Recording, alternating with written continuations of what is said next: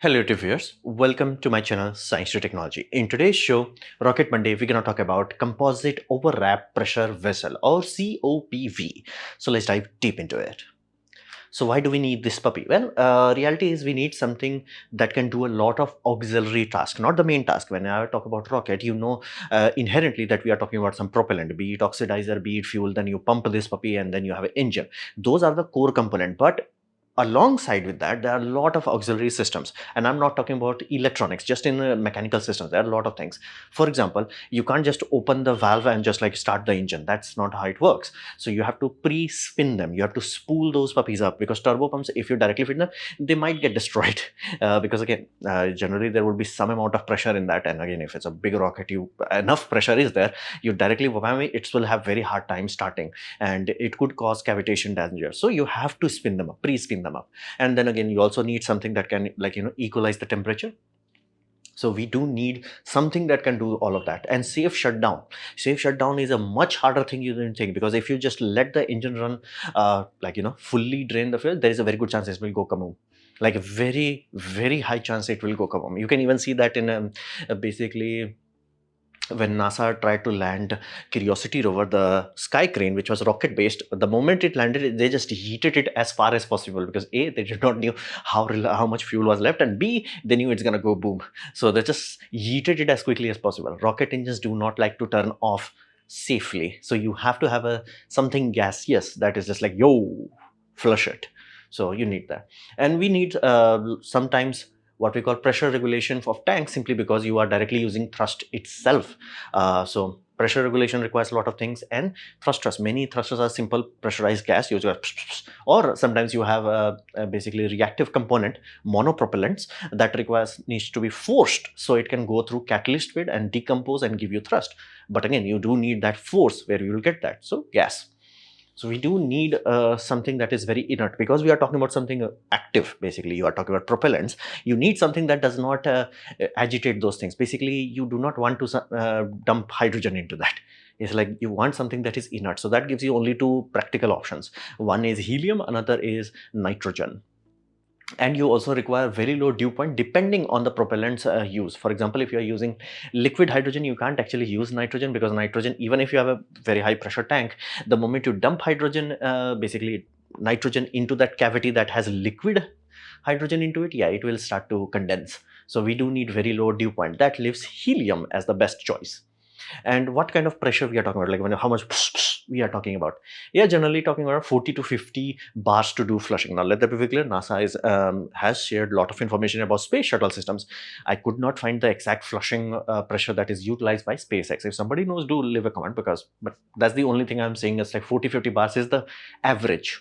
And again, you can't be 700 bars of the tank, because like, if you flush it, it will instantaneously run out of gas. So it has to be much lower than that.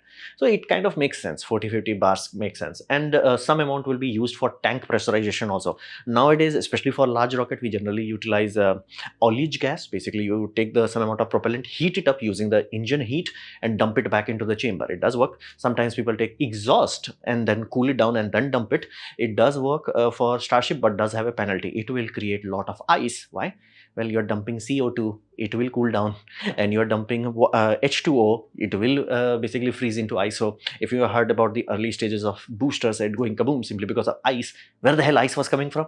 Oilage gas. So many designs do not like this idea, simply because the exhaust product of burning hydrocarbon generally has very low dew point, high dew point, so to say. We need lower dew point.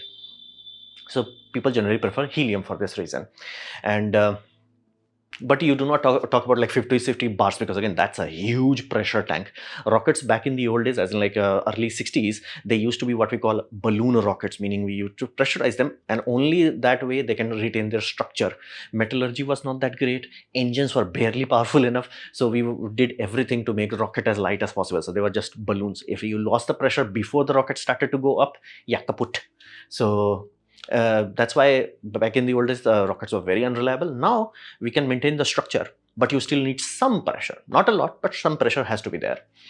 and you do need to do these things a lot. Basically, if you're talking about a lot of engine system, and God help you, and that's why it's very difficult to have engine restart in second stage rocket. It's a very difficult thing to flush enough that you can safely shut it down, then spool it up again, then start the engine again, and then do it again. So even doing 2 restarts in space, it's pushing a lot of stress on your composite pressure vessels.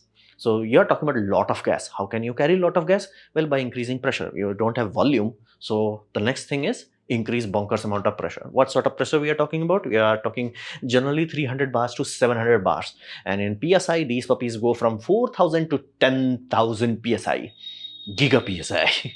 So these are very bonkers amount of pressure we are talking about. Like generally CNG vehicles deal with 300, your Indian LPG cylinders at less than 50, and hydrogen stupidity that also only goes to 600. Some of these designs can touch 1,000 bars of pressure. So generally they have a metal liner and they have composite overwrap. So you have to understand, a lot of research in this system, especially for aeronautics, was done by NASA in 70s for space shuttle. Space shuttle have a lot of these things, like lot.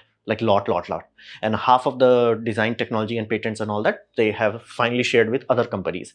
And if you hear in the early days, basically when SpaceX was trying to design their original system, which was only carbon fiber, it was possible because this design was available. What we call all composite linerless cryogenic tank. It was possible because space shuttle has finalized all those technologies. So there is a lot of need for it. Basically, you have a container that can handle a lot of oomph without being heavy. Technically, you can do with steel tanks, but it would be too heavy. Rocket will not take off the ground. So that's why we want something that is as lightweight as possible. And the holy grail is linerless design. Let's dive deeper into it. So composite overwrapped pressure vessel, they started in basically the earliest understanding of pressure carrier was 1930s to 50s, basically at tail end of WW2. And that time V2 rocket also had a pressurization system. So that's how we got started. But we soon realized that was too heavy, too useless. So we switched to aluminum. Now let that be very clear. Aluminum is a very good alloy, but if you're talking about like 1950s, we had not figured out aluminum as in like how to refine it good enough and how to alloy it good enough. So it took some time. Like aluminum is not a new metal. It's just that it took time to master it. It took much longer to master it compared to iron based systems. So aluminum 6061 alloy, and this became the king of what we call space age from 1950s to 1970s, that era. And then people also tried titanium. Now let that be very clear, titanium is naughty material. You do not want to work with titanium. It does not have like whoa features. It's good, it's really good. It's just that it's like so frustrating to work with. People are like, can we work with something else? Like most of the time it's just welding is so goddamn difficult, processing it is so goddamn difficult, not having defect in it is so goddamn difficult. It's like the material itself is expensive simply because the processing is too goddamn expensive. So that was tried in 1960s, and by 80s people kind of like, yeah, no, they gave up on that. And it was used in Apollo mission. A lot of Apollo mission hardware was just relying on that titanium. And then we started to reach into what we call composite overwrapped pressure vessel, this sort of puppies.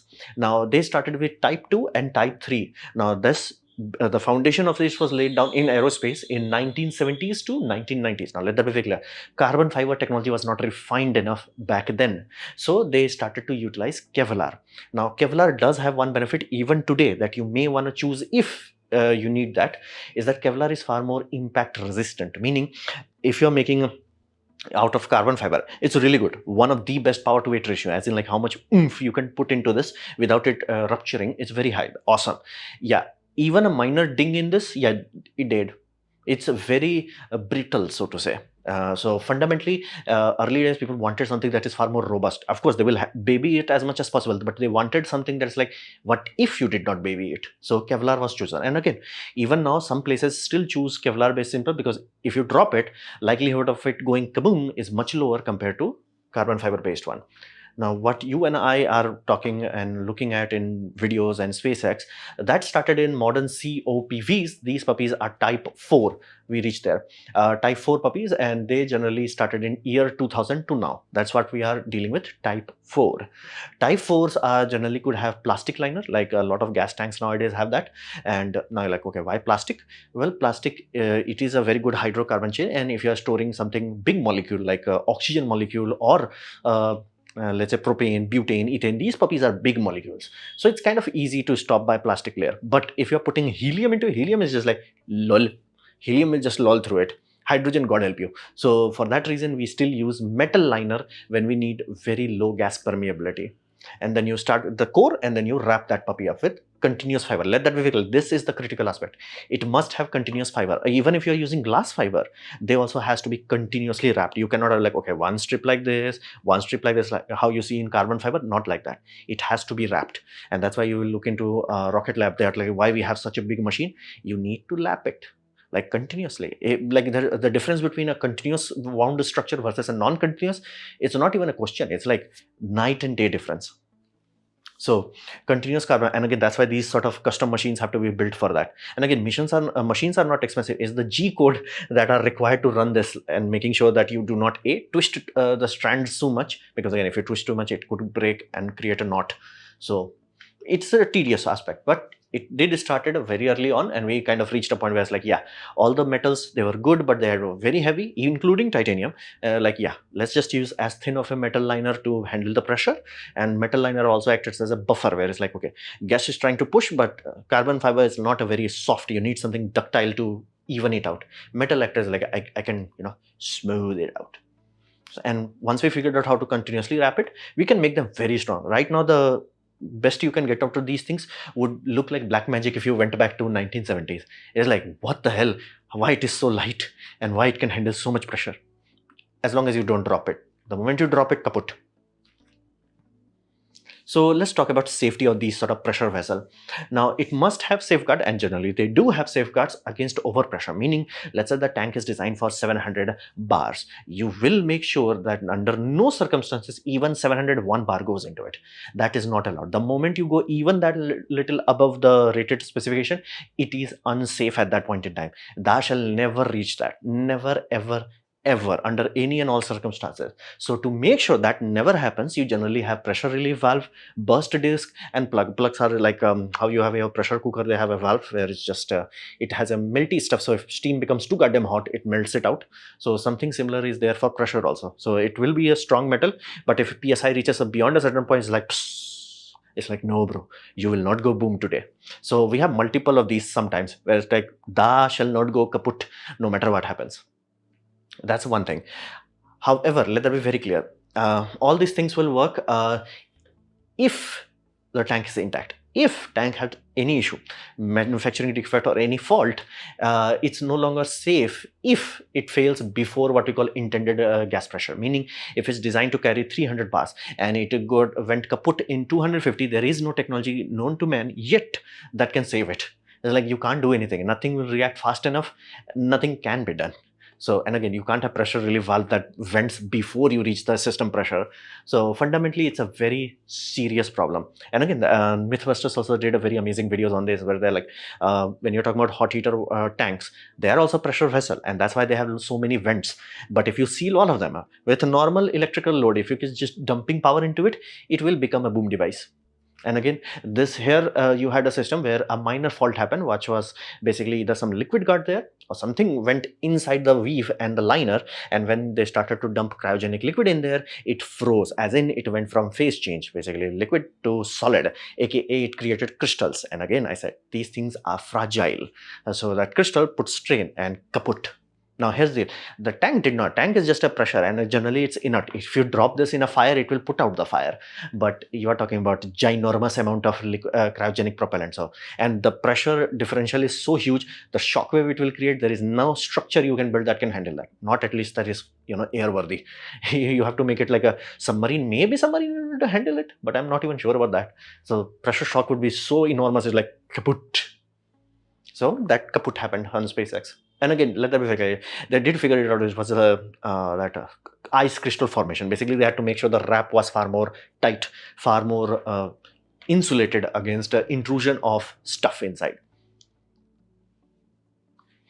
Now we come to the manufacturing of these puppies. Now, metal liners are generally simply used for one reason: gas impermeability. You will keep hearing this term. And that depends basically how thick the liner is. That also depends which gas you are using. For example, if for hydrogen, you may want to use something thicker. For helium, not that much. But if you're trying to carry xenon or things of that nature, not that big of a deal. So gas permeability decided. Generally, people use the thickest one for because again, if your puppy can handle hydrogen, nothing else is there that will cause an issue. So rate everything for hydrogen and then just chill. So that's how we start. Now, how you will make the metal structure? You must have seen a lot of manufacturing videos where people have like two domes and they just weld it. Yeah, welding is not allowed when you're talking this sort of power to weight ratio.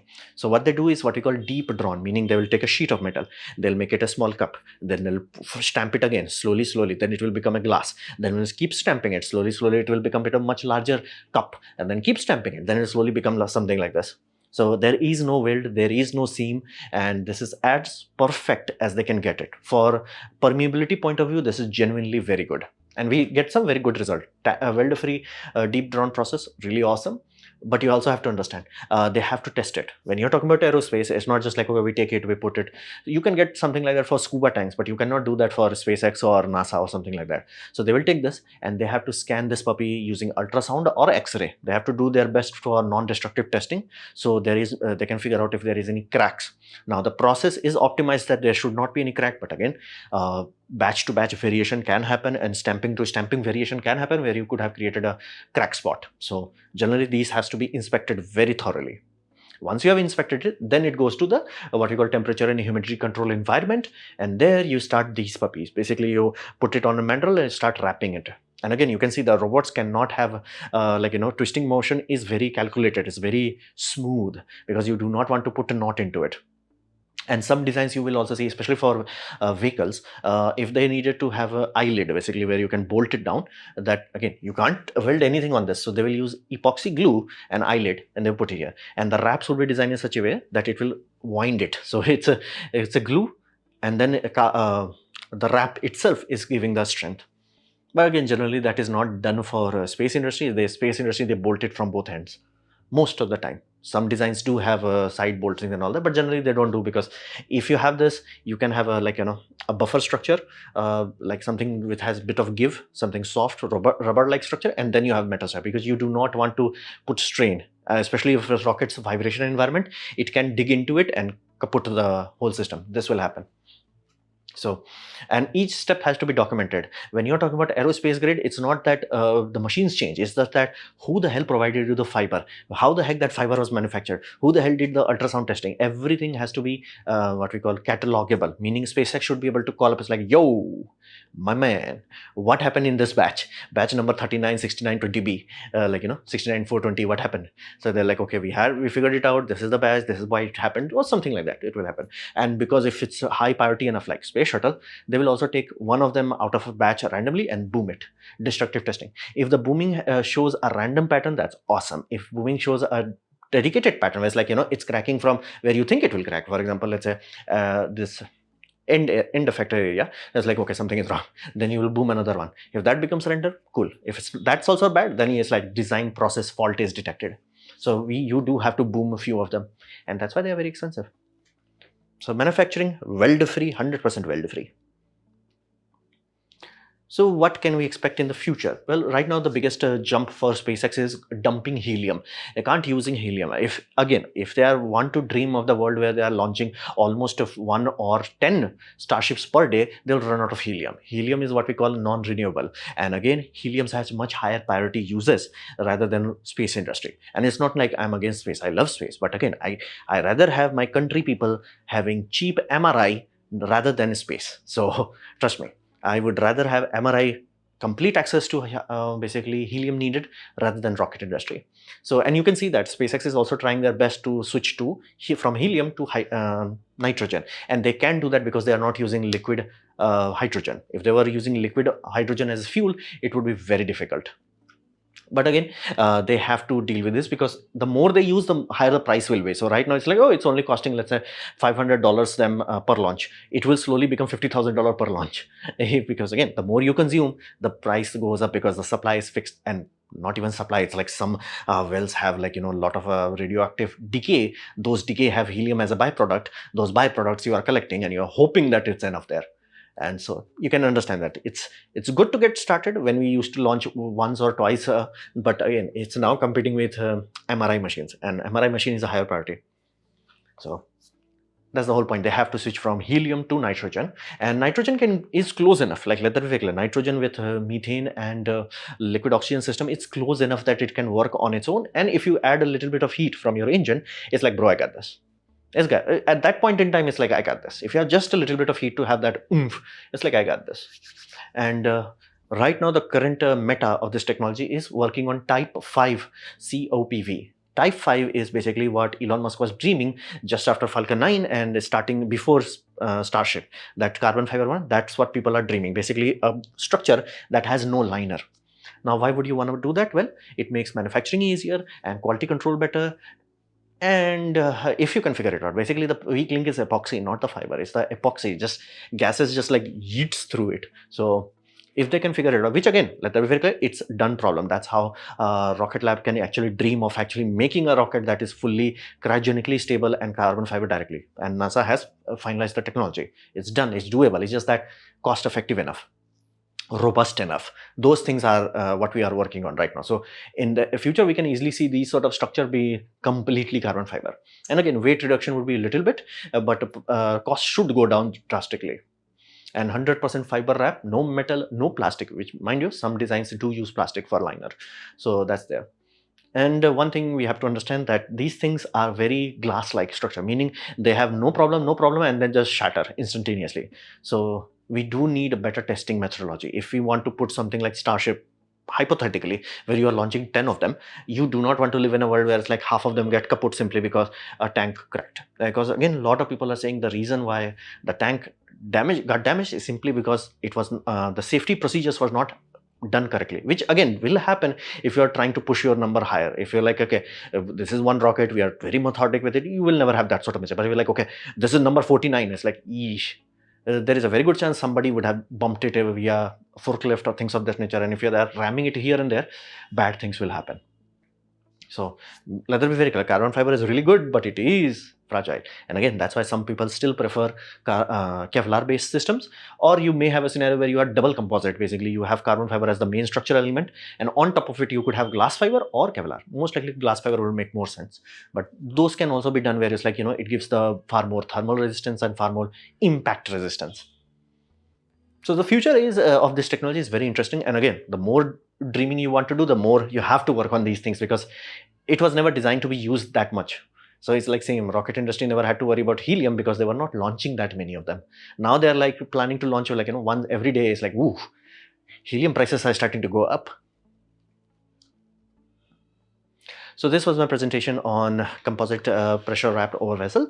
Hopefully you have liked it, learned from it. In that case, please click the like button, share it amongst a friend. That will help me a lot. If you didn't like it, didn't enjoy it, I urge you to press dislike, press it twice to show me extra disappointment. Please leave a comment because I do try to reply to all of them. Subscribe, press the bell icon if you're free, and as always, thanks for watching.